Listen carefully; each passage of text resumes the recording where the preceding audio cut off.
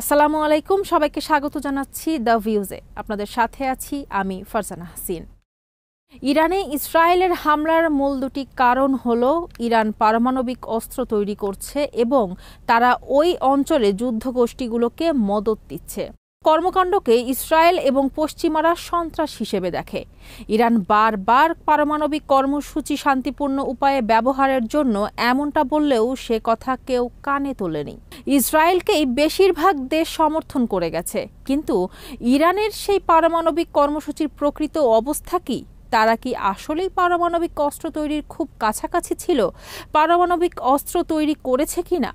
এসব প্রশ্ন এখনও রহস্যাবৃত। আন্তর্জাতিক পারমাণবিক শক্তি সংস্থার সাবেক উপমহাপরিচালক ওলি হেইনন সতর্ক করে বলেছেন, ইসরায়েলি হামলার পর ইরানের পরমাণু কর্মসূচির বাস্তব অবস্থা সম্পর্কে আন্তর্জাতিক সম্প্রদায় এখনও স্পষ্ট ধারণা পায়নি। রেডিও 4-এর টুডে প্রোগ্রামে দেয়া এক সাক্ষাৎকারে হেইনন বলেন, ইসরায়েল সম্ভবত তেহরানের পরমাণু অবকাঠামোয় বড় ধরনের ক্ষতি করেছে। তিনি বলেন, নাতানজ স্থাপনার পুনর্গঠন করতে অন্তত কয়েক বছর লেগে যাবে। ফোর্ডো পারমাণবিক কেন্দ্র সম্পর্কেও তিনি বলেন, সেটিও ভয়াবহ ক্ষতির শিকার হয়েছে। তবে সবচেয়ে উদ্বেগজনক বিষয় হলো ইরানের 4 কিলোগ্রাম উচ্চমাত্রায় সমৃদ্ধ ইউরেনিয়াম বর্তমানে কোথায় সংরক্ষিত আছে সে সম্পর্কে কিছুই জানা নেই।